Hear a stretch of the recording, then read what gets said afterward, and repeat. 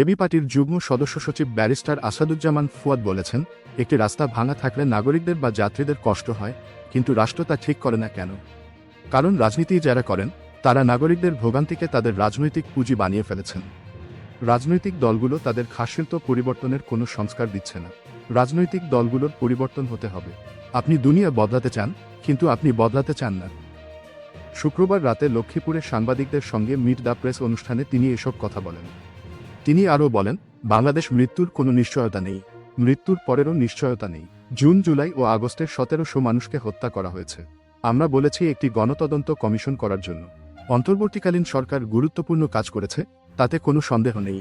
বাংলাদেশের রাষ্ট্র কাঠামো ভেঙে পড়েছে, এ বাস্তবতায় তাদের সফলতা প্রচুর। কিন্তু এখনও জুলাই আগস্ট গণহত্যায় গণতদন্ত কমিশন হয়নি।